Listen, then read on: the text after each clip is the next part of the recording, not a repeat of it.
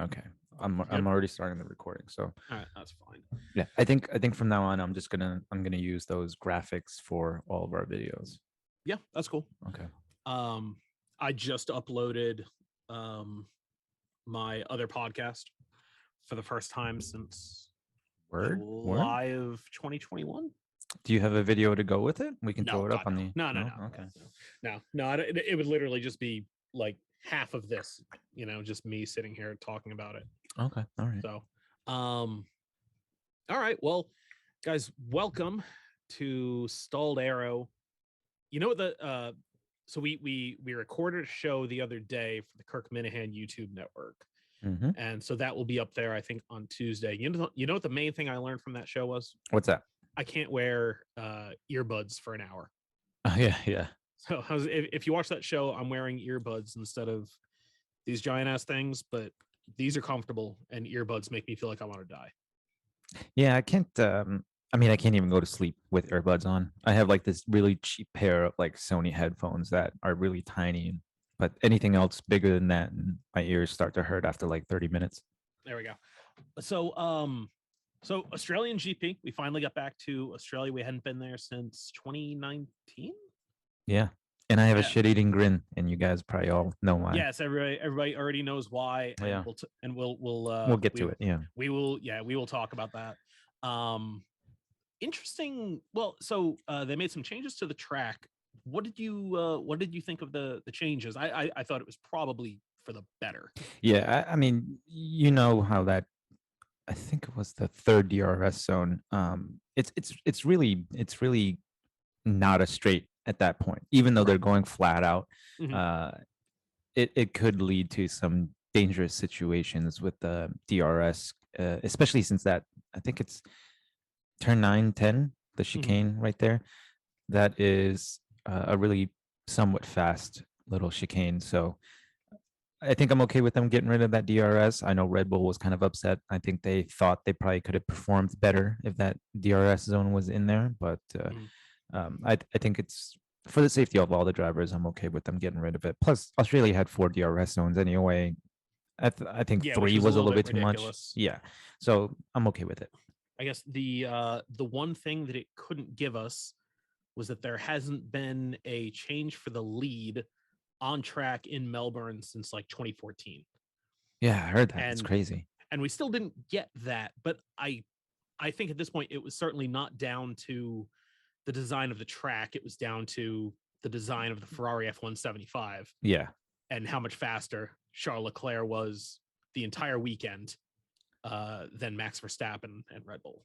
yeah, and issues with Red Bull reliability. I think Yeah, I it's think bad. Max was told to stay back a little bit just because the car was overheating, which you saw the result of later on in Mhm. the race. So I think if Red Bull had their stuff together, I think it probably would have maybe been one or two changes for the lead on track. Yeah, if they were closer in performance, I could have seen it being a thing. But Yeah, no, qualifying was they were close in qualifying, and they just were not close at all in the race. I mean, So even then, I mean, it ended up in Q3. It ended up being 3/10 that Leclerc gapped him by. yeah, yeah. So I mean, it just, if anything, I thought the Red Bull was going to be stronger on one lap pace, but no, the Ferrari just had everything over Red Bull this weekend. Yeah, or at least Leclerc did anyway. Yeah, Leclerc did for sure. Yeah, Yeah. and we'll talk about his Mm-hmm. compatriot in a little bit. As far as qualifying, I think probably the Jeez. was that. I said, geez. All Yeah. right. Yeah. Probably this. I mean, the standout from qualifying had to have been Lando Norris, who's a guy that we're Mm. both somewhat cool on, but we both acknowledge he's very good. He's And good. Yeah. Norris putting that car fourth was a lap. That was a great job by Lando, and a great job by McLaren, because Ricardo being seventh, it's not a fluke. The car was good this weekend. Right. Which is kind of weird because after the race, Norris said it's pretty much the same car. Mhm. They just it's the same car that they had at Bahrain and Saudi Arabia. So to see that pace come out I, of nowhere from pretty much, I think they think it's like 80% the same car I don't know if it's as the just last two races. something in McLaren DNA that it seems like the last couple of years they've built cars that are very good on fast tracks. Right. Certain And tracks they're good at. yeah, so it seems like in fast sweepers and all that kind of stuff, the McLaren is going to be one of the better cars. Mhm. But even then, it did hurt to watch McLaren trundling around at the back of the grid. So it was nice to see those guys get back up there, and that's good for McLaren. You have to feel good for those guys. Yeah, and they're still not happy with it. Obviously, they think they belong higher up on the grid, which Mhm. everybody does. So I'll be surprised to see how much more pace they can unleash from that car. Besides that, so I have the numbers in front of me. I don't know what happened to Carlos Sainz in qualifying. Oh, Carlos Sainz. That was, I He think, because he after the qualified ninth. yeah after the Alonso DNF. I Mhm. think he just did not have enough time Okay, so to. he just hadn't banked a lap. Yeah, he didn't bank a Okay. lap, and then he couldn't get temperature into his tires because Mhm. I guess when it started back up again, it was kind of late, and he could only get one lap Mhm. of tire preparation under his belt, so he just couldn't get a decent lap going. Gotcha. Yeah. So yeah, so Ferrari qualifies first and ninth. Nice, Hmm. nice little spread there. Uh Alonso binned it when I mean he was on a pretty good lap that he was about to put in. Yeah, I mean, I think they said that they were expecting to be close to challenging for pole. I don't know about that. Yeah, I don't know about that, but yeah. Yeah, I mean, even if they Ocon was did, eighth, so even if he was a little bit quicker than Ocon, he maybe could have been fifth or sixth. Maybe he could have yeah, split the Mercedes. yeah. Even if he did qualify on pole, that car did not look great in the race today. So he definitely would not have stayed that far up. No, and going back up the grid a little further, I think it was a pretty good effort by Mercedes for fifth and sixth. Um, Hmm. Hmm. I was a l- I guess I was a little surprised they didn't bring any sort of update, but maybe they just thought that something about the track would suit the car because they do have updates coming, but they didn't bring anything for this weekend. And it was a weekend where Red Bull brought an update, didn't get any closer to Ferrari. I think Red Bull's going to have something else for Imola, if I'm not mistaken. Um, but yeah, Mercedes. I mean, look, they're still the third fastest car for all of their problems. They're still better than most. Yeah, and they didn't perform too terribly at the last race either. A No, little mistake with Hamilton during qualifying kind of cost him all those positions. But during the race, both the cars looked pretty solid. So I can see why they didn't bother bringing any updates to this track. It's pretty similar to the last race.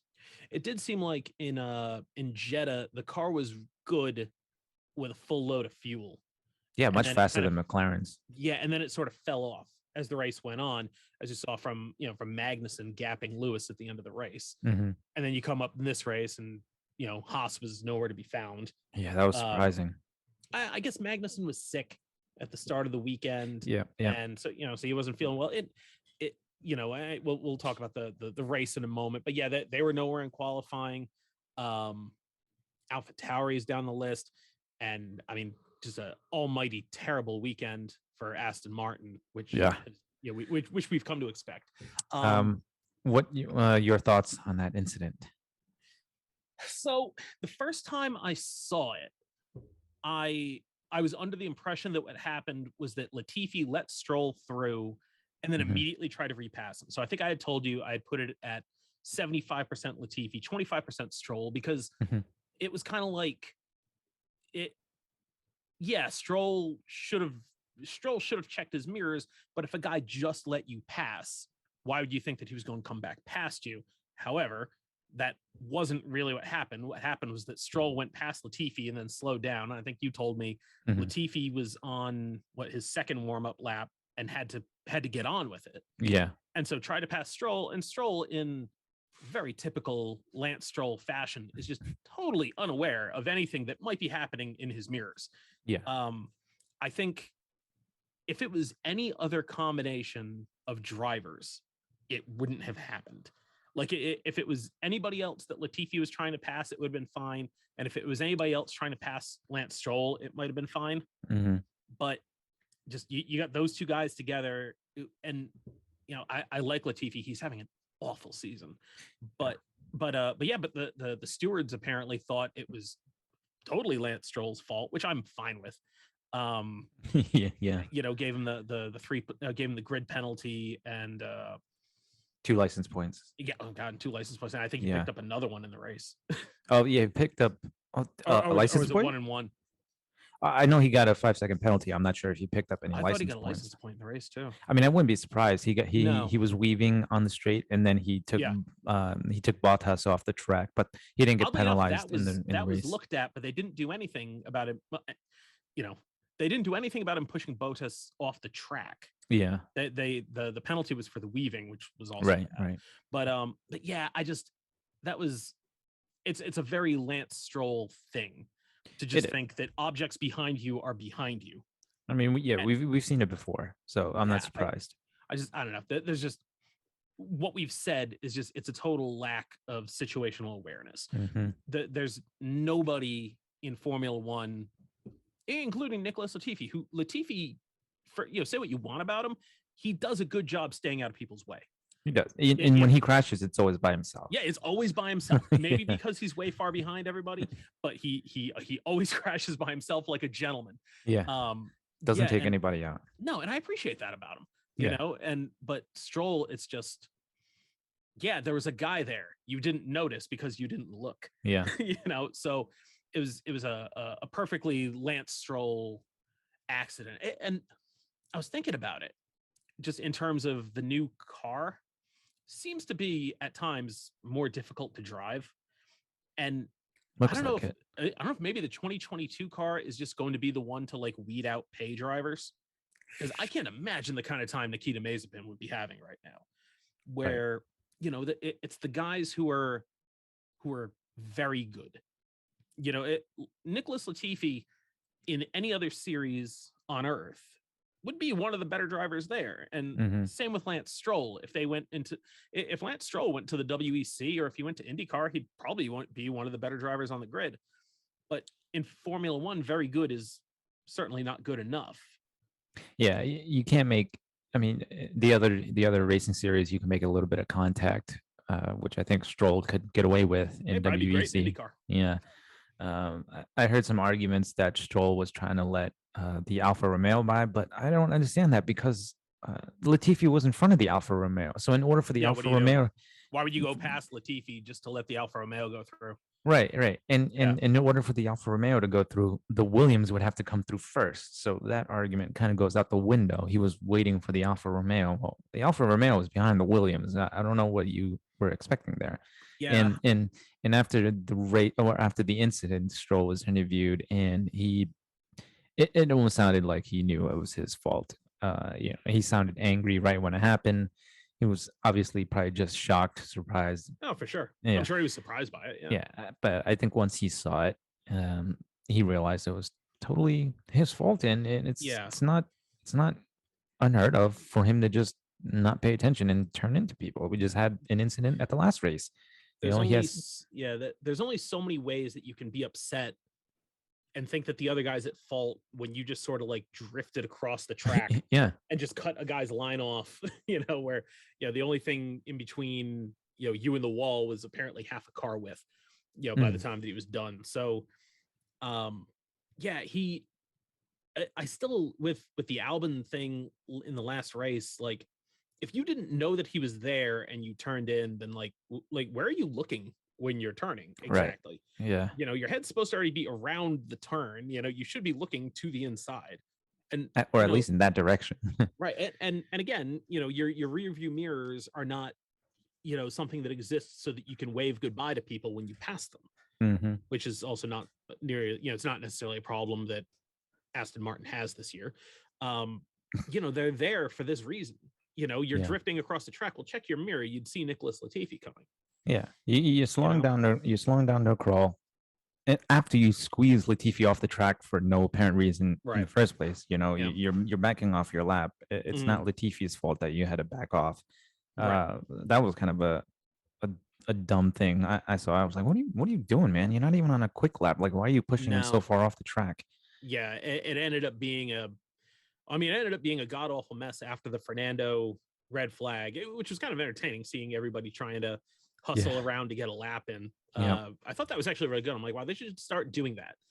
you know, Yeah. should always be a red flag with like 2 minutes or 2.5 minutes, depending how long of a lap it is. Yeah. You know, see how And many guys can get laps in. That would be fun. or just make qualifying rounds 2 minutes long, and you have to decide if you want to do a warm up lap or Right. two warm up laps or not. I like it. But yeah. So Anyway, that was qualifying. I said, well, I was gonna say the only other thing was your guy being disqualified from qualifying. Oh yeah, I forgot about that. Yeah. Yeah, that's crazy. So what was it? So the car didn't have enough fuel in it. Yeah, they couldn't get the 1 liter of fuel out of the car. Albon was told to pull off by his engineers before he came back into the Oh, pits. so they knew it was that low. Yeah, they must have. Yeah, I don't know what else. I mean, unless there was an issue, Mhm. if there was a leak or something like that, a leak that they couldn't see. I don't know what it is. I don't know how the rule is regulated, but whatever the case is, he came back with not enough fuel and he was DQ'd from It, qualifying, which it didn't seems like really matter. no.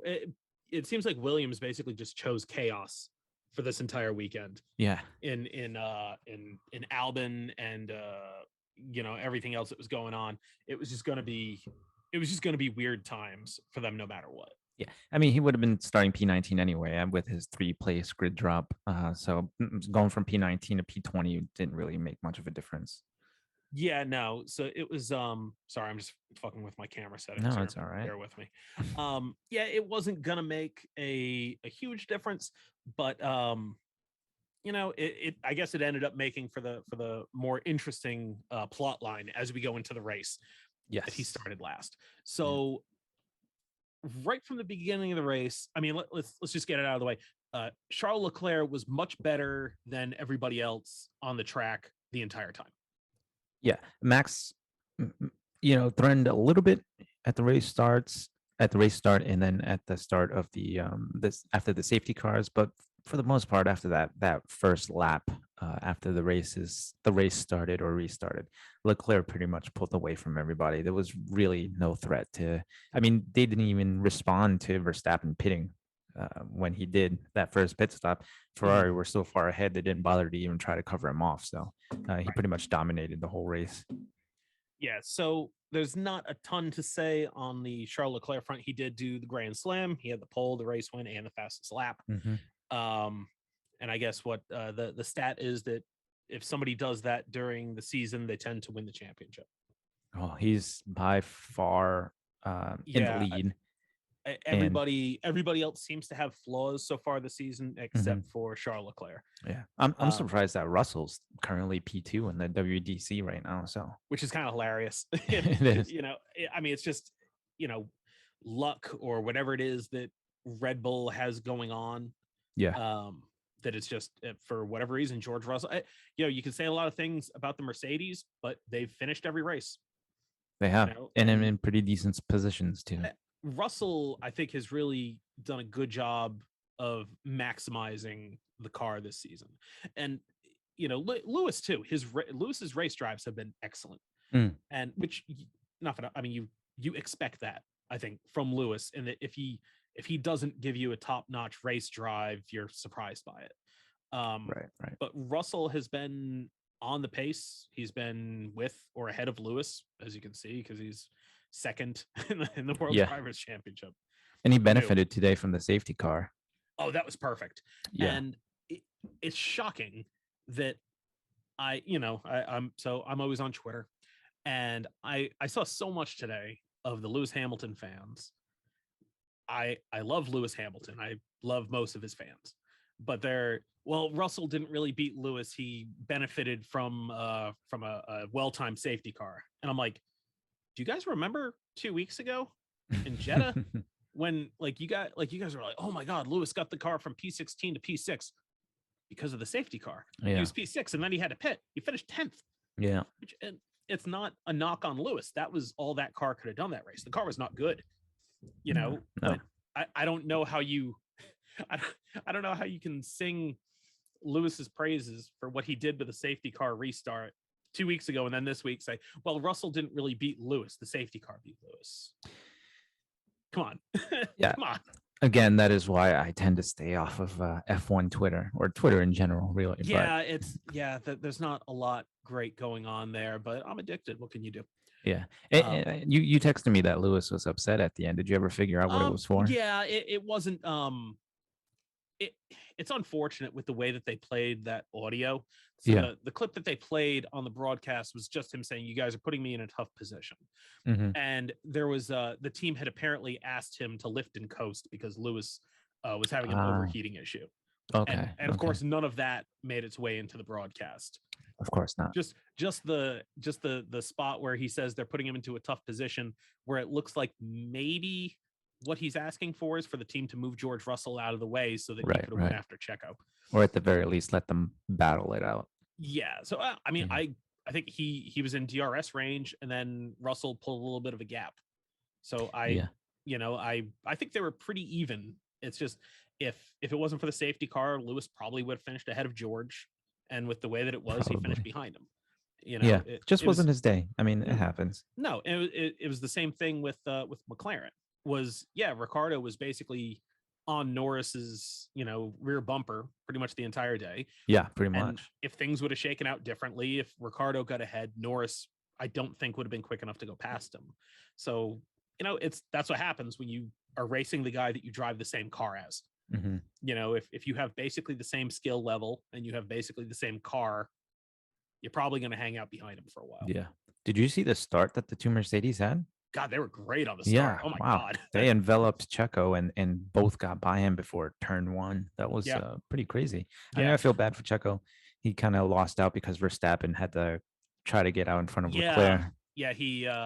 I mean, it's early enough in the season. Like if this was the end of last season, Checo probably wouldn't have put himself there. Mm, But yeah, it's Checo still has his race to run. It's his right to try to pass Max. right. And Right. he got the better start, but then he sort of got hung out to dry by the line that Max had to take. So Yeah. Checo's had some, considering that he's finished where did he finish? P4 last week. Yeah. And P2 or today. 2 weeks. Yeah, P2 today. He's had spectacularly bad luck. He has. Oh man. Considering that. Yeah.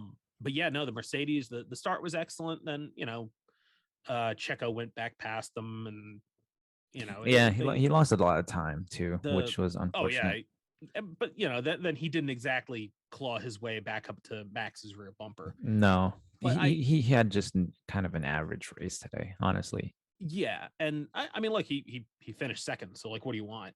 Right. Right. It's his pace was fine, and Mercedes, their pace was fine. They weren't going to go up there and really race Checo. They gave him a heck But- of a time though. Oh yeah. Yeah. I think they ended up finishing 3 seconds off him, somewhere in that ballpark, after Checo had that kind of off towards the end of the race. So Yeah. 5 seconds. Yeah. Russell 5 seconds, finished 5 seconds behind. So okay. Yeah. So so all right, it was down to 3 and change. So I guess Checo turned it back up and yeah. pulled a little bit of a gap. Right. So Right. I don't think he was quite showing him everything that he had. Yeah. Um, Yeah. The Mercedes weren't as close as the final lap times really made them look. No, not quite. And then you had Esteban Ocon, kind of a quiet race to finish 7th. Yeah.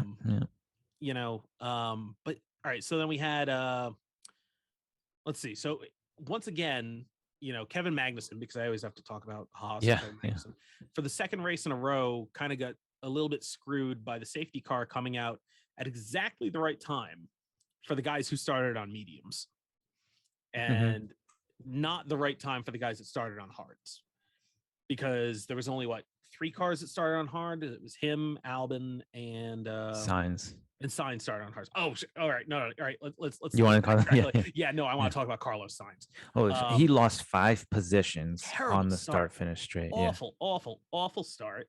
And then he just looked a mess the entire first lap. Yeah, that was okay. I have a bone to pick with Ferrari here. What a terrible call to put him on hards. You're in P9. These midfield cars that he's behind, they've been showing pace all weekend. Yeah. And they're starting on the mediums, and you're going to have Sainz start on the hard tires, which are known to be really difficult to get them up to the correct temperature. These first couple of laps are so important. You really need to be fighting for positions on those first couple of laps. Otherwise, you're going to be losing time sitting behind slower midfield cars and in the back of the grid cars. Eh, So eh, I think that was a bad strategy call, and I think mhm. Signs had to try and make up for it by making that dumb move to try and pass. I think it was K-Mag, right, going into the I chicane. believe that's accurate. Yeah. Yeah. So I don't think that was completely on Signs, and I know that he was having steering wheel issues as well. Had some Hmm. the car kept going into anti-stall. He Hmm. couldn't get the tire temperatures up to the where they needed to be on the formation lap. So I don't think it's all completely on him today. No, and some bad luck, a mistake. Hmm. The qualifying and all that stuff. It wasn't going to be his weekend anyway. Yeah. But I think every week it's maybe going to become a little bit. Like at Ferrari, we thought that it was 1A and 1B, and it's pretty quickly going to turn into 1 and 2. Yeah. Hamilton and Bottas.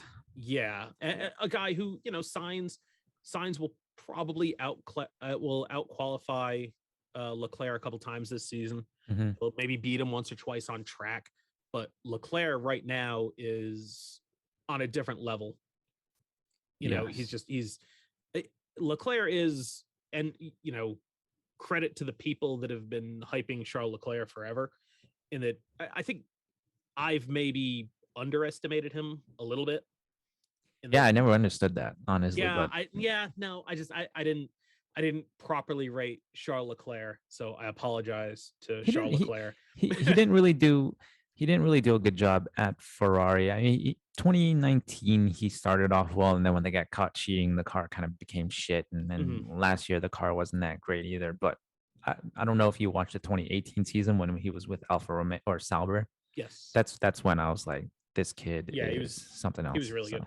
yeah. It was something interesting since you brought up the Ferrari cheating car. Hmm. Apparently, part of Ferrari's settlement or agreement with the FIA about their illegal engine Hmm. was that Ferrari was going to help them develop the E10 fuel blend that they're using for this season. I did not know that. Yeah, so Oh, is that why their engine is so much better? yeah, and Oh, apparently so people said at the start of the turbo hybrid era, it was Mercedes that did a lot of like the mule work for the FIA, yeah. and but then so then developing the fuel, Ferrari was doing a lot of the work with them, and I guess Mercedes and Honda, Renault more or less like developed their engine to take the new fuel blend, Yeah. where Ferrari has built an entirely new engine for the fuel blend. But yeah. So, I mean, seems to have worked. That is interesting. I had not heard that. Yeah. So, I I mean, that mean, makes all right. sense. So Ferrari got smacked down, with their cheating engine back then. But the FIA, they're like, all right, look, it sucks, but for the next 4 years, you guys will have an edge because you'll get to work on the fuel blend. I mean, it would explain why the Ferrari powered cars are starting off really well this season. Mhm. It can't just be that they all hit the new Aero regulations really, really well. Yeah, which was sort of the thing with Mercedes, where it's like, well, all the Mercedes cars were low in the speed traps, Hmm. so it can't all be Aero. Some of it was Aero, but Yeah. it had to have been something in the engine. Yeah. Although, to the credit of the Mercedes engine, they run like shit longer than most other engines run at all. Yeah. At least they're So, finishing the races. So, and was it in this race you had from the top six, and four of the top six were Mercedes powered. So yeah. if Yeah.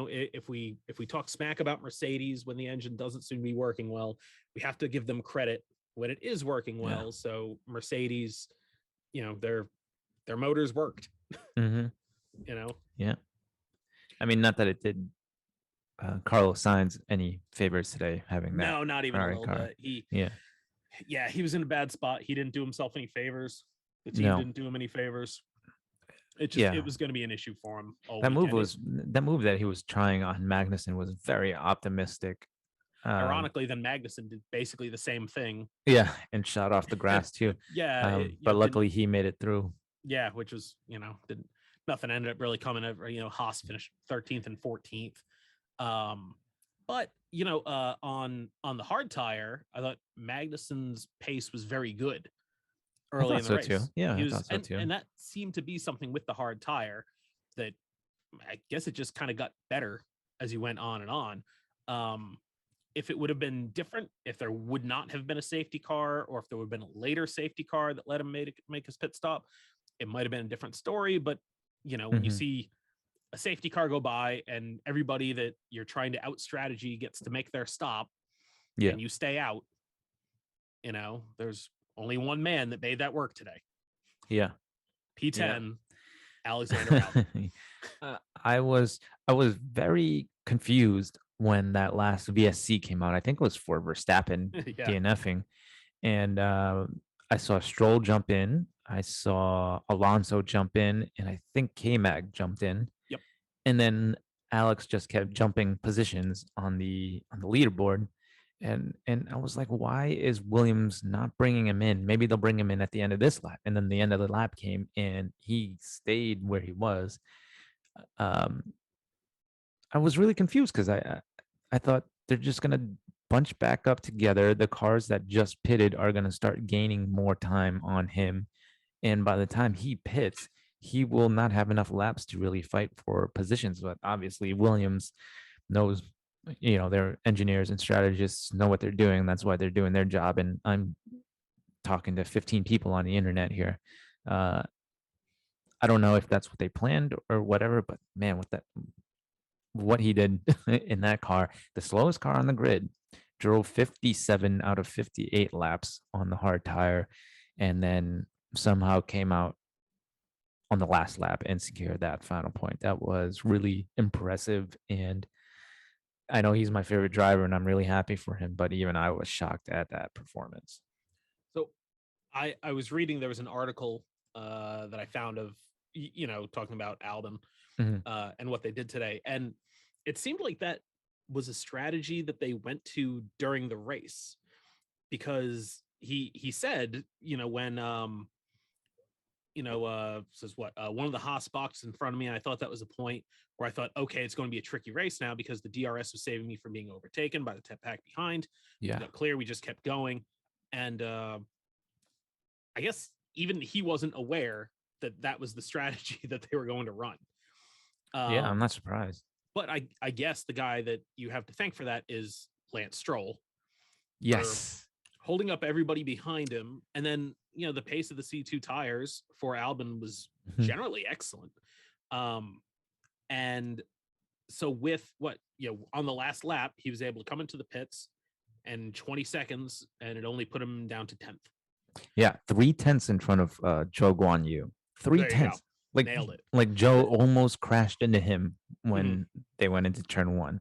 It's crazy. But yeah, like I said to you, that was some poetic justice that it was Lance Stroll that Right. secured They that let him get the P10 for point. him. Yeah. I think shit, what I've seen on Twitter, of course, because that's where I see everything. Mhm. Somebody wondered why they didn't bring Albon in with 4 or 5 laps to go onto the soft tire, and then see if he could pass some people. And it's like, all right. So I looked it up. I Mhm. went to the broadcast and I looked at it with I think it was like 4.5 laps to go, Mhm. Mhm. and adding 20 seconds to where Albin was, it would have put him into 12th or 13th. Yeah, he would have And came out in the front of first or guy who would behind have had to have Stroll. passed was Kevin Magnussen. Yeah. So, which is not easy, even on old. Well, and Magnussen at that point, his tires were not old; they would have been mediums that were only 10 laps old or so at the Yeah. time. A dozen or so. So I think you do that kind of thing if you're Mercedes having a rough weekend, where you Right. can come in, throw the soft tire on, and then just fly past everybody. When you clearly have the pace over him. Yeah, not when you're Williams with 1A, 1B, fast, slowest car on the grid, along Mhm. with Aston Martin. Um, I think what they did, they looked at it and they said, well, yeah, we could do that and maybe get a point, or we could do this and have better odds of getting a point. Right. So you're trying to get to the same thing. It's like, well, just keep running and let Lance Stroll keeping those guys behind, so that so you pull the gap. And yeah, just I mean, even then you can see it, on what, 50 something lap old hard tires. Albon was faster than Lance Stroll. Yeah, and he was keeping Ocon behind too. Yeah, Ocon couldn't get past him. He yeah, was having, and he was staying with the McLarens 5-6 seconds yeah, behind the McLarens. yeah. That Williams, I don't think is as deeply flawed as the Aston Martin is. It No. it seems like last year where I think it's kind of a tricky car to drive Hmm. because I think that's why Latifi has the issues that he does, but Albon doesn't, is because Albon's a lot better than Nicholas Latifi. Hmm. And it seems the sort of thing where when they get it to work, or if they or they'll just be tracks that suit the car, that it'll be decent. I the Aston Martin, I think, is flawed. That seems like a bad car. The Williams seems like a Yes. car that might be okay when they figure it out. Yeah, they just haven't gotten the basics of what needs to be done to that car yet. Yeah, They're starting to. It looks like they're starting to. yeah. I mean, you're getting what like one driver worth of input. Yeah, yeah, I You know. know, so, Um, but yeah, the man Aston Martin, what a terrible weekend they had. Vettel did not look like he was enjoying that car at any second of the weekend. No, he locked up sometime early in the race. I know it was early because his car was still running. Yeah, And it was like lap 5 or 6. yeah, and he said the car is just very difficult to judge under braking when Right. he went off and he went through the gravel pit. Hmm. Um I mean, granted, he only had like half of a practice no, worth I of don't I running. look, I do not blame Seb Vettel No, for it. I don't either.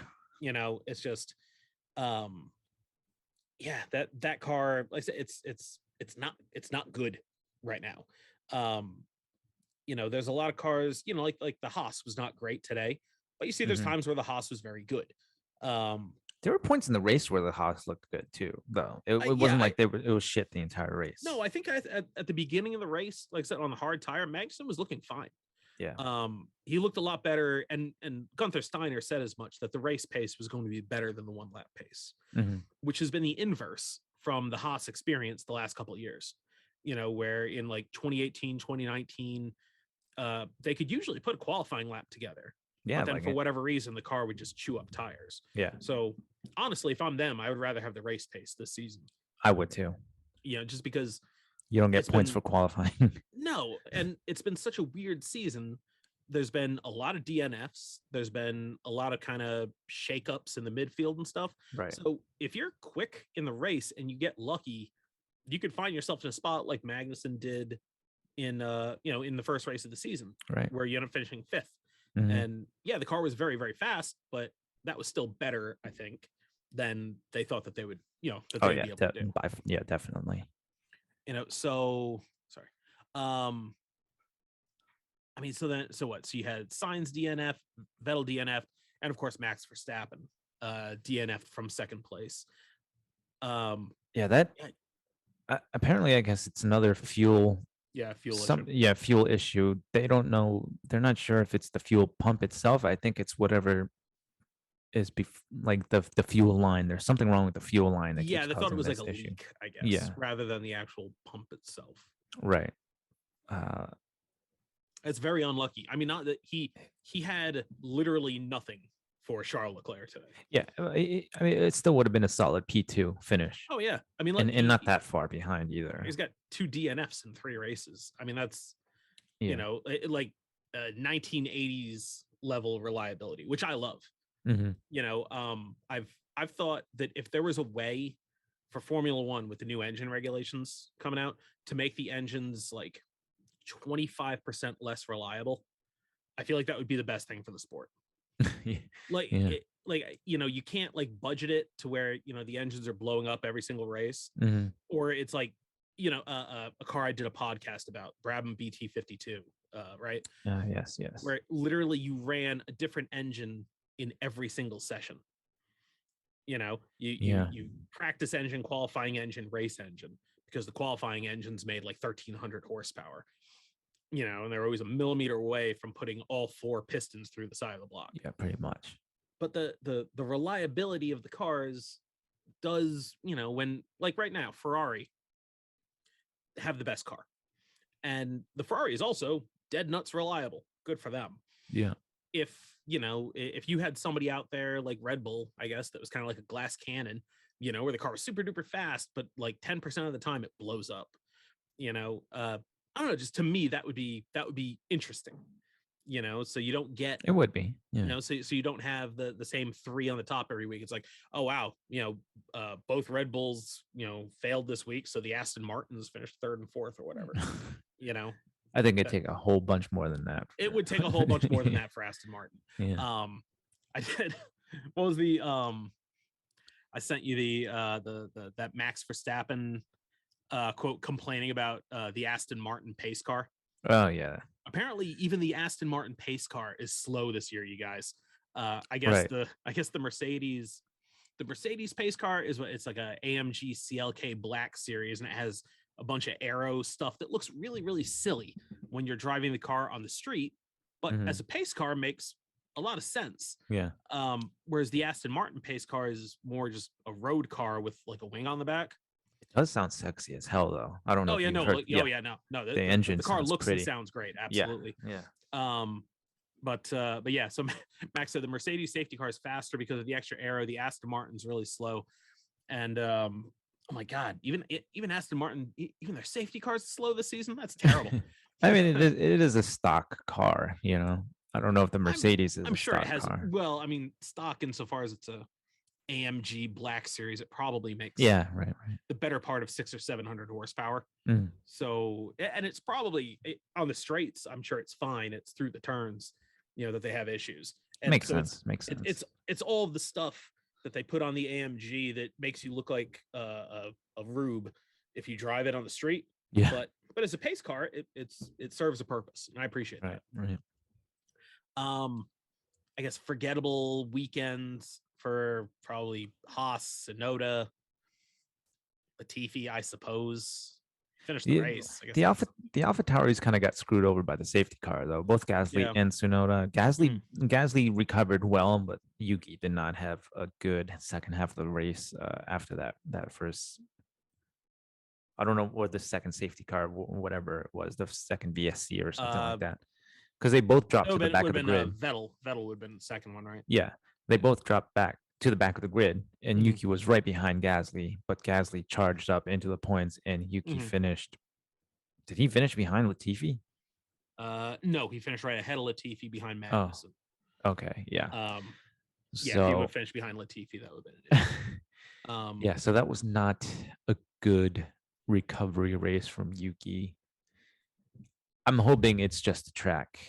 Yeah, because Sonoda, I think he has to do better than he is right now to keep that seat for next season. I think I don't think either of them really qualified well either. No 10th, 11th and 13th. So it's not like Gasly was blowing him out of the water all weekend. And no, plus, but he still got into the points. Yeah. I think it's still too early to tell. Yuki had a pretty decent first race, and then obviously the second race he didn't even start. Didn't practice. No fault of his own. Yeah, no quali, no start. And then today's race was kind of some bad luck. So I think it's still a little too early to really call it for Yuki yet. Just not enough race time under his belt to really analyze his ability this year in this car anyway. So I'll still give him the benefit of the doubt. I'll be interested to see how much of because he's a Honda driver. Yeah. So he was there because of the tie-up with Honda. Now Honda's gone, kind of. Right. I think really, but kind of. They probably still hold a little bit of veto power, but yeah. I mean, he's not ahead. I guess it would depend on how Red Bull feels about him, and when whatever the deal is with Honda. Yeah. Versus Vips and Liam Lawson and other juniors that they have, if they think that those guys can do a better job. I'm assuming this year will obviously totally be based on his performance. If Honda can't defend him staying in that seat, then Red Bull will probably just pull the plug and be like, look, he's not doing enough to stay in there. I think when Red Bull wasn't paying Honda for engines, it probably was different. Yeah. So, last year being Works teams, you're not paying Honda for engines. Right. And this year, even though it's Red Bull powertrains, they're very much buying those engines from Honda. Mm-hmm. So I like Yuki, and I hopefully his luck improves and Yeah. and his form is good, because I don't know, given that he's given the guys that they have behind him, I don't know how long of a leash Helmut Marko and those guys are going to want to give him. Yeah. And Although then also again, with Gasly's also probably gone from them. that, I was just about to say that it would also depend on if Pierre's staying or not as And well. I can't imagine that they'd want to go to a 2 rookie lineup. No. So And you might Alex see, is under contract with Williams for 2 years, so he's not even that's true. available next year if they decide to move somebody. Well, he So would be if Red Bull wanted to put him in a Red Bull, I think. yeah, I'm not really sure what the rules are, but it also depends. Yeah. If Latifi's gone, then I don't know if they're going to want to let Albon go either. They're probably going to want some sort of continuation there. No, and I think with Williams, I mean, first they need to find a title sponsor. Yeah. And if they can find a title sponsor, they can put it would help them immensely if they could put a second driver in that car that brought talent and experience and all that stuff rather than money. And I realize Williams still, one of the smaller teams on the grid, they do still need the money. Yeah. But that's actually why I thought, going with Albon this year was a good sign for Williams. Right. They don't need pay drivers in both seats. No, and they're, Albon is not there for free. Right. He is drawing a paycheck. Latifi is not. So they're not quite as tight as they were in the last few years. It's the same thing with like when Haas brought in Magnussen. It looked like, okay, they want a guy here that can score points and can do something. Because if you had another, you could bring in another pay driver and make more money, and the team will trundle around at the back of the grid, and you won't attract any sponsors. So I don't know. All right. Getting back to the race, I want to ask you. Sure. I saw some comments under the YouTube sections, people complaining that Red Bull didn't sound excited enough for Checo finishing 20 seconds behind Leclerc. Yeah. Your thoughts? Do you think his performance today really warranted excitement from Red Bull, or do you think, like I do, that Checo is really only accomplishing the minimum of what they should be expecting from somebody in a car that Verstappen is winning races in? It's not, I mean, Checo finishing second today wasn't like some great inspired drive. Right. He was going to be third, and he was going to be, he finished 20 seconds behind Leclerc with a fairly late safety car. Yeah, and 2 VSCs too. Right. And so he would have finished 20 seconds behind Leclerc and 12 seconds behind Max Verstappen. Yeah. I think with Red Bull, there's not a ton to be excited about with this race today. Right. Verstappen DNF'd. Yeah, your clear number one driver DNF'd with another mechanical issue for the second time in 3 races. What have they got to be happy about?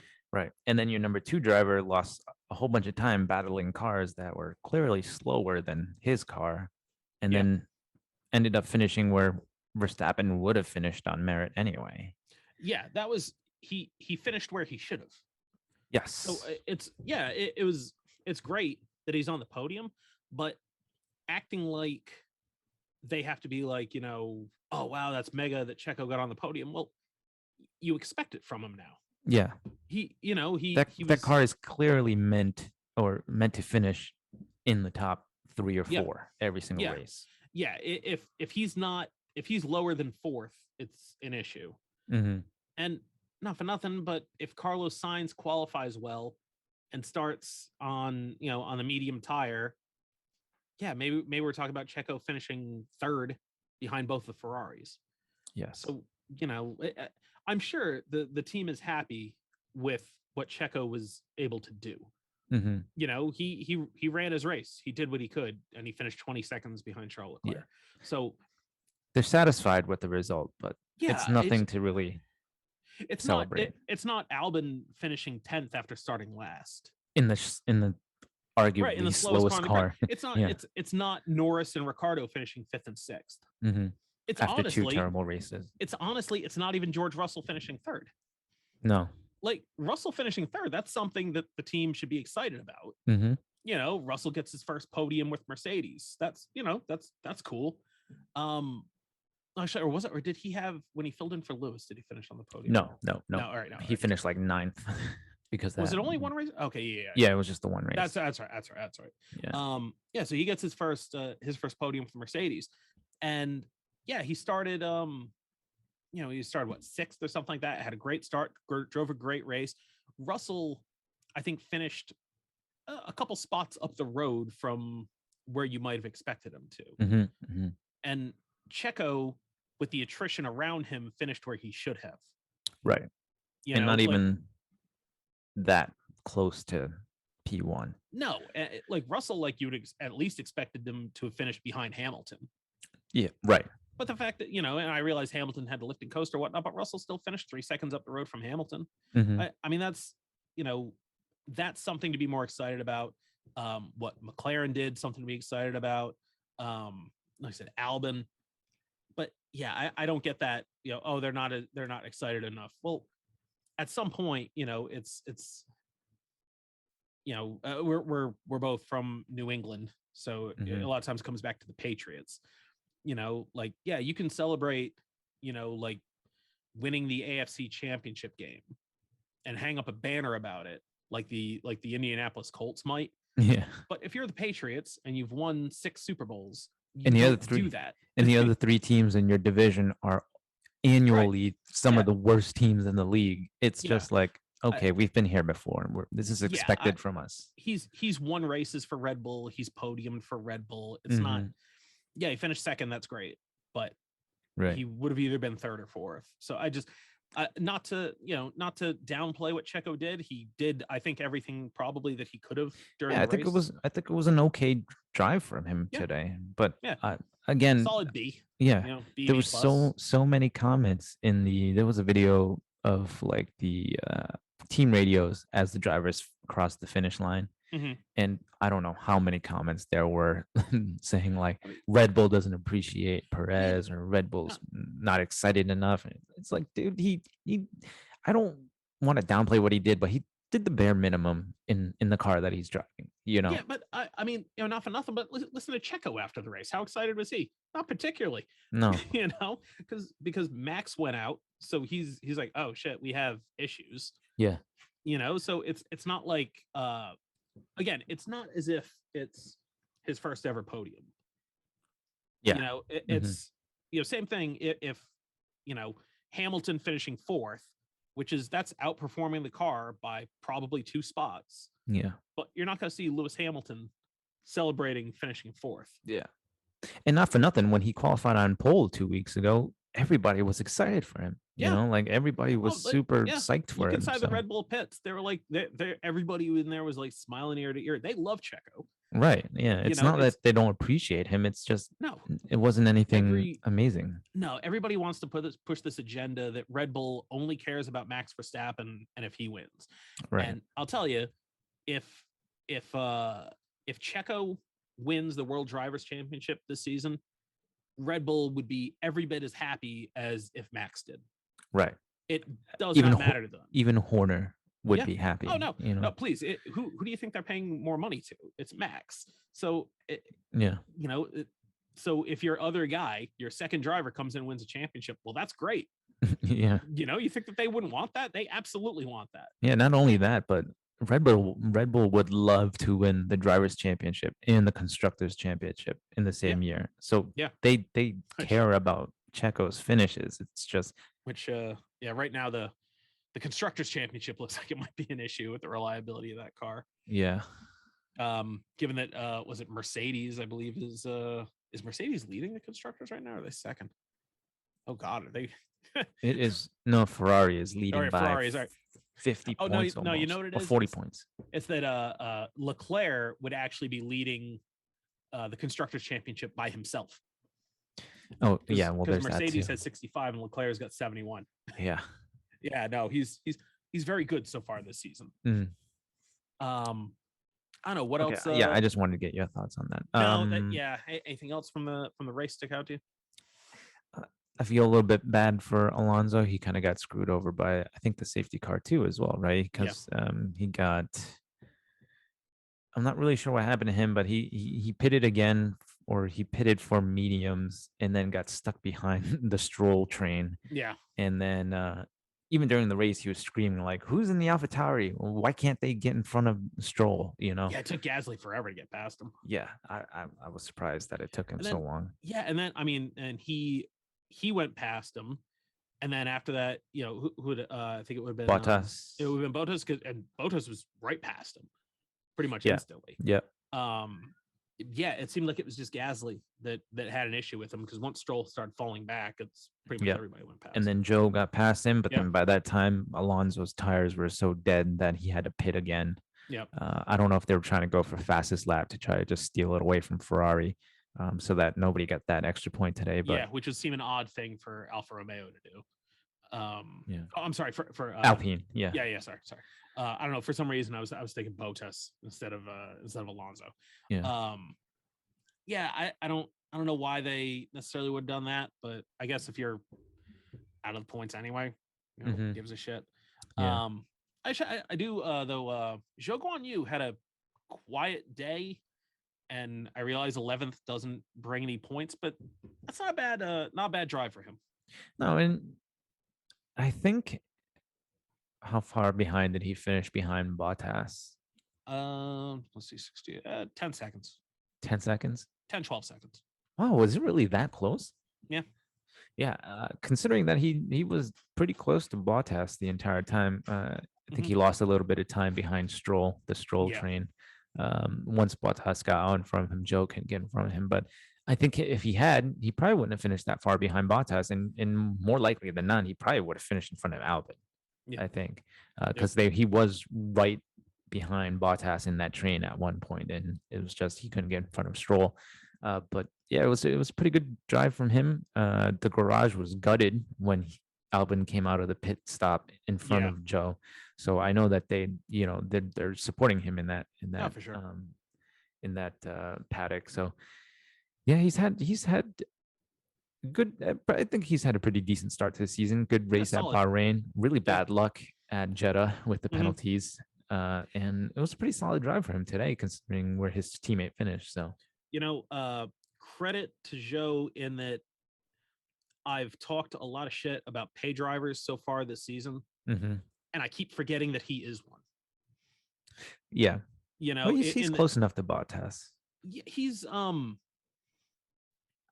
I don't know, because I don't know, his junior career, he was good, not not like great. otherworldly good, but Yeah, it not a ton more decorated than like Lance Stroll, I guess, but I don't know. It seems like these cars, maybe it just suits him better, because it hasn't worked well for Stroll and it hasn't worked well for Latifi.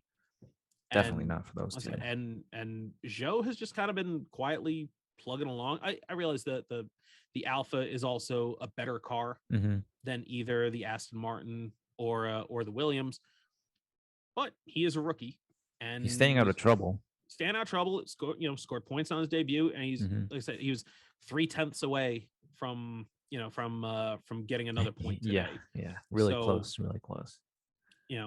Good solid, not gonna knock your socks off, probably a BB minus kind of drive from Zhou Guanyu. But I mean, that, like I said, pay driver, rookie, that's fine. I'll take that all day. And I know we kind of touched on Gasly a little bit earlier, but that was a pretty good drive from him today, Yeah, it was a good too, drive by Gasly. considering the bad luck. The fact that he was able to come back into the points. Where did he finish? P8? P7? 9. Ninth? 9. Yep. Oh, okay. Yeah, Bottas was 8th. Bottas was in front of Gasly? Oh, wow. 8 Okay. seconds. Yeah, so I guess once they both got past Stroll, apparently. Okay. Yeah. And then Yuki wasn't able to. That car didn't look particularly fast this weekend. Like we said earlier, they didn't make it out of Q2. Didn't look good in free practice most of the weekend. For him to be able to pull it back into the points, I know there were DNFs and stuff like that, but it was pretty good recovery from him. and I hope he finds a better drive next year. I think he deserves a I better don't drive. I don't know where else could he go. There's probably won't. So a thought that I did have was him going to McLaren and Danny Rick going back to Red Bull with AlphaTauri. Really. I don't see any evidence of it, Mhm. but I don't know how long Ricardo's contract is. I don't either. And All to I be know for honest with you, sure is if his Ricardo leaves McLaren, then the McLaren for next year will be an absolute world beater. yeah, his stock has been dropping somewhat the last couple of years. Which is I think. unfortunate because he's great. Yeah, it was at And it was at the highest when he was with Red Bull. It was mhm, kind of in limbo with the Renault just because the Renault was such a shit car, but he did still have yeah. put in some good performances. But Mhm. man, ever since he came over to the McLaren, he just other than that one lucky victory at Monza, he really hasn't shown anything that No, he was I think he was close enough to Norris today yeah, it was a good drive. that when Ed Straw inevitably gives Norris an 8.5 for this race, surely he'll have to give Ricardo at least a 7. When do those ratings come out? I really want to see it. I'm gonna look right now. You think it's out right now? Well, I mean, yeah, I He guess usually takes a while, but it is the next day. the race did start at So 1 in the morning. winners and losers. He might post them on Mondays anyway. Yeah, But that's gonna be my that's my guess is he's going to give yeah, Norris an 8.5 because I think you have I can't imagine giving Norris a 9, but he did qualify the car fourth, you did. and even though he fell way back on the start, I lost a bunch of positions. he Two, did. two, three, 2 or 3 positions on the start. So I'm like, all right, well, will qualifying at fourth be enough for Ed Straw to give Lando Norris a 9? Probably. I think I mean, hell, he got a 7 for finishing 16th in yeah, at Bahrain. So, yeah or behind 17th. Daniel, who he gave a 3.5 finishing Yeah. ahead of him. So yeah, I think Ed Straw would have the I gall to give him like a 9.0 you know this week. what? See, the thing is, like, I hate Ed Straw's driver rankings. I love Ed Straw on Bring Back V10s. Well, yeah, he's an Because entertaining guy. I will give well, him and that. he loves the the weird the back marker teams and stuff, the oddballs like I do. Hmm. So like I like him, but his bias towards specifically to Lando Norris is crazy. Yeah, I wonder what it is. They must have some sort of Yeah, they're both behind the British. scenes friendship or something. Yeah, Right. but so is a whole bunch of other drivers that he Oh doesn't. well, he usually he tends to rate Russell fairly highly as well. I don't know what it is though about Lando Norris that man, dude loves him some Lando Norris. Good Yeah, God. yeah, I don't And know. Norris is very good. I mean, Yeah. if you're gonna have a favorite driver, Lando Norris is probably a good pick. Mm. Oh, Yeah. my cats are about to start fighting. Hang on a second. Okay. Break it up, you guys. This cat fighting break brought to you by Wheat Thins. Wheat Thins. They're small, they're square, they're made of wheat. What do you expect? Wheat Thins. Oh, nice. You gave an ad. Yeah. Yeah, no, that's the new that's our title sponsor. Wheat Oh, Thins. okay. Yeah. No. Make it something nice. Mountain Dew energy drinks or something like that. I like Come Wheat on, Thins. Mountain Dew, sponsor us. Dude, Wheat Thins are great. I'm a big Wheat Thins fan. They're like a more boring cheese. I'll put a Wheat Thin logo on top of your screen, and then I'll put a Yeah, Mountain just Dew. right in like this sort of Yeah. area here. Okay. Yeah, I'll flash it right now. 3, 2, 1. Okay. Right. There you go. All right. Box of Wheat Thins. Love Yeah. it. All right. Yeah, I don't know. So I'm gonna make a small change to our Yeah. usual format. Okay. One winner, one loser. One winner. Oh, come on. I gotta give it to Alex Albon, man. There you go. Yeah. One loser, Aston Martin. Yeah. Not only is their car absolute shit, but Stroll destroys his car in qualifying, and then Vettel destroys his car in the race. This after Stroll destroyed his car at Jeddah on the last lap. They're gonna be getting low on spares. Yeah, they're probably going to be hit with a bunch of grid penalties towards the end of the year too. I don't know how much of their parts are being used up from all these incidents, but yeah, like you said earlier, Aston Martin had a terrible week, and they've had a terrible start to the entire year, in fact. And Well, actually, last year wasn't all that great either. They haven't had a good 2 years now. Mhm. So yeah, I will definitely give the big L to Aston Martin. Honorable mention Red Bull, obviously, just because Yeah. Verstappen could have finished P2. But yeah, anyway, Albon, I'm happy for Albon. He is my winner of the day, dragging that piece of crap Williams 57 laps on hard tires, and then getting out of the pit. Kudos to the pit crew for getting him out in front of Joe Guan Yu too. That was pretty damn crazy, like 0.3 of a second, and then him gapping Joe by like almost 2 seconds after that to finish the race off. 2 seconds, almost 2 seconds in front of the Alfa Romeo and securing that first point. And I'm really Hey. happy that Jos Capito was blowing his lid in the Oh, pit was he? box. Yeah, Nice. he was really happy. So, Oh, that's good. but yeah, That's nice to that's see. my winners and winner and loser today. And how about I you? suppose they did put a brand new set of soft tires on him, so I'm not surprised that he gapped Yeah, Joe when he came out. yeah. Um, winner, I'm gonna go McLaren. Okay, okay. Because McLaren, it just it like lots of teams can suck. All right, Aston Martin sucks. Haas occasionally sucks. If Alpha Tauri sucks or Alfa Romeo sucks, it's not that big of a deal. But it Yeah. does hit differently when McLaren specifically sucks. And Mm, when it was like, when they got the Honda engine a couple of years ago when Alonso was still there, mm, at least at that point you could point the finger because you knew the problem was very clearly the Honda engine. yeah. The chassis. I remember McLaren at the time saying that they thought that they had the best chassis on the grid, and that's a really easy thing to say when you have by far the worst engine on the grid. So Yeah. nobody can ever actually make you prove it.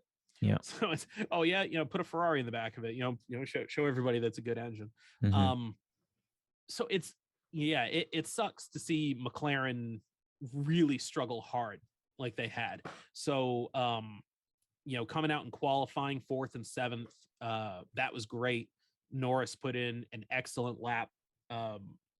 He's probably one of the better qualifiers on the grid right now. It seems like Norris, because I gotta believe Ricardo is still very, very good and getting most out of that car, Mhm. but Norris consistently gets a little bit more out of it than Daniel does.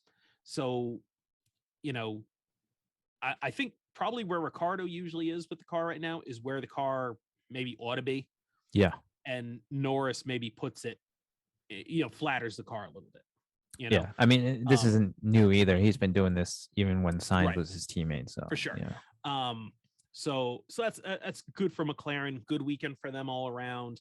I will Daniel agree. Ricciardo finishing sixth at his home Grand Prix. That's cool too. Yeah. I think that's Um, like the first decent performance he's had Yeah, at his home Grand Prix. historically he's not been very good. Yeah. Loser, I'm specifically going to go Carlos Sainz.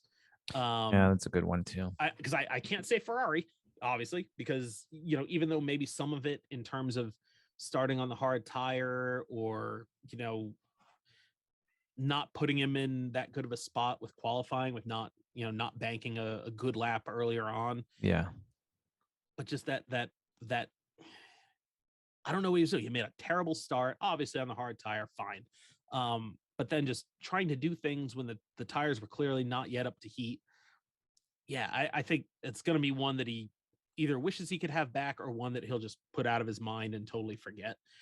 So hopefully we'll see better from Carlos Sainz going forward. I do want to see him challenging Charles Leclerc because honestly, if the Ferrari is going to be this much better than the Red Bull, I at least need a two-way fight with the Ferraris.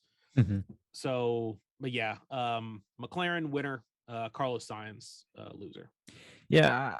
To add on to that Carlos Sainz bit, after the crash, that he had an interview with F1 TV, and it almost sounded like he was trying to put the blame on everybody else but him. Oh, did he really? Yeah.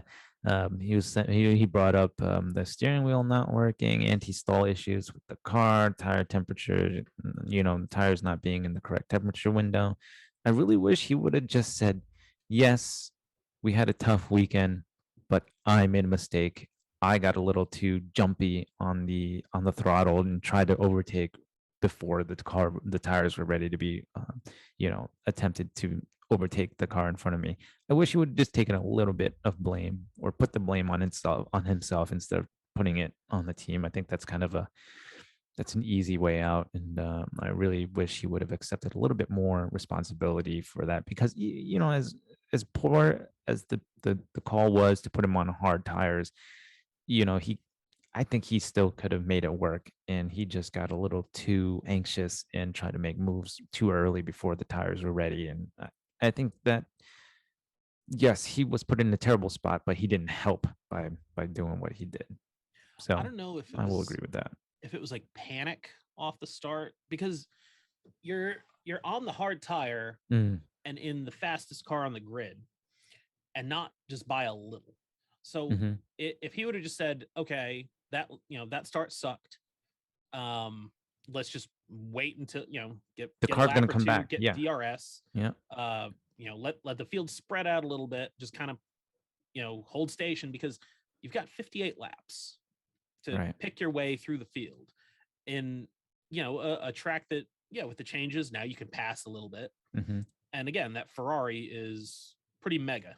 Yeah, I once you mean, get past them, they're not going to be challenge you for that position again. no, I Yeah, mean he would have even if he started ninth, he dropped to 15th.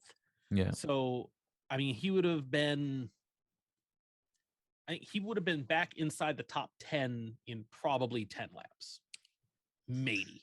yeah. Considering the cars that were sitting at 14th, 13th, 12th, 11th, yes, I think so. Yeah.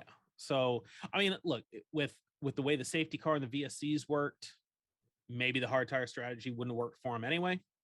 Hmm. But I just that the Ferrari is just so much faster. I mean, It is. just It is. be just He a tried little to bit. make Yeah. yeah he tried to make moves too quickly. The car obviously wasn't ready for it, and he paid for it. And yeah, like I Yeah. said, I wish he would have taken some more responsibility himself. But Would have been nice, yeah, but he didn't. So what are you gonna yeah, I know. do? Anything else you want to cover from the race this weekend? Nope. I think that the race wasn't really all that amazing, so there wasn't really No, much to wasn't really the talk about. best. There was some great midfield battles though, and Yeah. I'm glad to have seen that. But Hmm.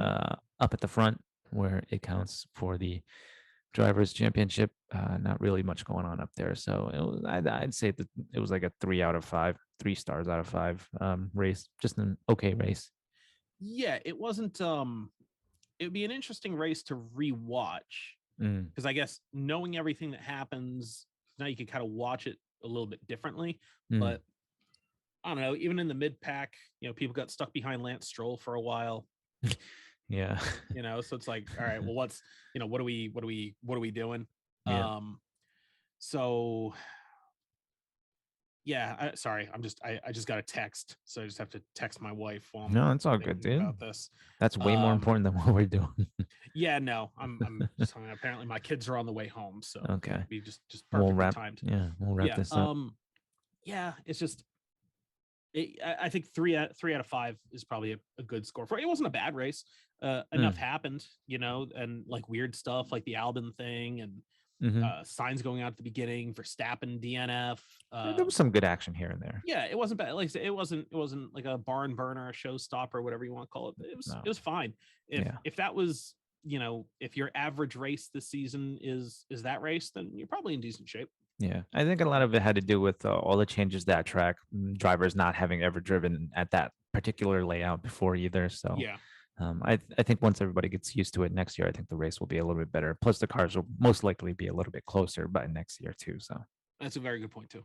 yeah. Are you working on anything right now? No, I mean, waiting on you to do that commentary for that Oh yeah, I still video, got to do that. but also I mean we both need to work on it, so it's not just you. I'm not trying to blame you or anything like that. No, But no, by all means.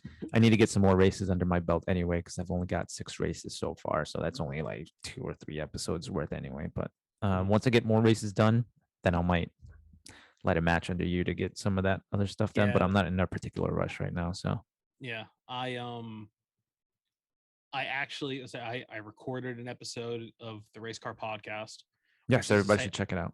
yeah, I literally like usually I produce it and I go through and I take out long pauses and I cut out sounds and I add in audio and I did literally none of that because I've had the script for almost a year, so I'm like, let me just let me just record this. So it's literally like 15 minutes long. I think Mhm. it makes it either my shortest or second shortest episode, which I'm fine with.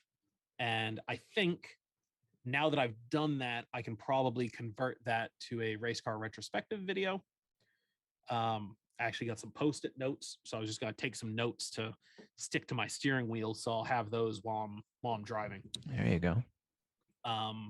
So now actually at the only part of the process of making that show that I actually enjoy is choosing what the next car is going to be. So I don't It's enjoy small moments. yeah, I don't enjoy researching it or writing it or taping it or editing it or posting it, Oh, I know that which feeling. kind of makes you wonder why you're doing it at all. Yeah. But yeah, so but now I get to sit down and choose another car, so that's something I might I had an idea, if I can find more information on the car, of coming back to America and doing another NASCAR, because there's Okay.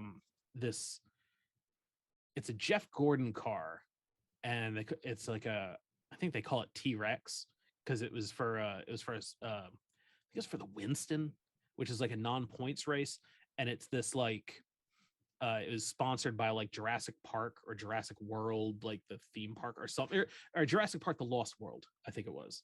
It was like a one-off livery or something. Yeah, Okay. and it was this car that is like within the rules, but with everything pushed in the rules to its absolute maximum. That's what we like to see. Yeah, and so the car was like they could never get the thing to work. Yeah. Yeah, and That sounds about right. yeah, and then they did something with suspension setup, and the car was like unbelievably fast. And so when the car goes through inspection after the race, I think Ray Evernham was Jeff Gordon's crew chief at the time, and he basically just told him, because it was like an exhibition race for like $1 million. Yeah. Yeah. And he said, "You won this race, you can have the money. I never want to see this car on a NASCAR racetrack again." Yeah. Because it was like they couldn't call it illegal because it was technically legal in literally every single way. Yeah. But then after they're like, these are the rules, and Hendrick was like, okay, and NASCAR was like, no, not like that. Yeah. So I have to, if I do that, I'm gonna have to talk a little bit about NASCAR in general, and then I have to, because I read a couple articles about it, but I can't find enough information about specifically what was so wild about it. How long ago was this race? 1998. Jesus. The internet was like in its infancy back then. I'm not surprised you can't find anything. 1997. Well, that's even worse. Yeah. So yeah, it was for the 1997 All-Star race, and it was a wild friggin' car. So I'm if I can find out more about that car, then I might do that car, because I like doing NASCAR stuff. Because that was like, I was super into NASCAR in the late 90s. So that's, at the time I would have been 13 years old, which probably would have been like the absolute peak of when I was a NASCAR fan. I wasn't like a Jeff Gordon fan or whatnot, but like the cars from that era are, they're basically spec cars. So it's one of the only cars from that, probably the only car from that era that it's like you talk about a specific car rather than like, oh yeah, there's nothing anything like it. all the Hendrick cars were great that year, or the Richard Childress cars were great, or Jimmy Johnson's car was great. But they raced so many different cars over the course of the season. You have your short track, your super speedway cars, and all that stuff. So that's like the only NASCAR from that era that I think I could possibly do an episode about. Yeah, the only one worth watching anyway. I'm sure I could probably do 10 minutes on it anyway, but I don't know. I'll see what I can find, but that's where my head is at. Yeah, right good now, luck with that, man. So yeah, we'll see how it goes. I hear my dogs barking, which means my children are probably just now getting home. All right. Well, we're gonna sign off. Yeah, we'll sign off here. This will be up on our YouTube channel today, and the podcast will be up shortly. And then I think we'll have our other show, which is probably not for you guys because it's a like a new fan primer. So it's basically like our rundown of all the teams and drivers on the grid. It's for dumb people / new fans / Americans. Yeah, there we go. It's mostly for new fans, because the network that we're putting on is not exactly a sports network, and certainly not a motorsports network, and certainly not a Formula One network. Definitely not. But they do have 7,000 subscribers, and that appeals to us. Yes. So we're gonna put that on there. Feel free to check it out if you'd like. If not, we'll be back. When's 2 weeks. Are we 2 weeks again? Okay. Sprint quali, yeah, at Imola. Oh yeah, sprint qualifying, great. Mm. Yeah, maybe we'll find something to talk about for next week. I'm sure we will. Well, I mean, we'll be doing the other show anyway, so maybe we'll just kind of combine them or something. I don't know. Yeah, we could do that. We could do that. But anyway, guys, thanks for listening. Like, comment, subscribe, all that stuff. Boonjman Bok Choi on YouTube, which you already know if you're watching this. And I'll throw the yeah, there we go. I'll throw tags. Yeah. And there we go. We'll talk to you guys in a couple weeks. We'll see you guys after Imola. Latest. All right.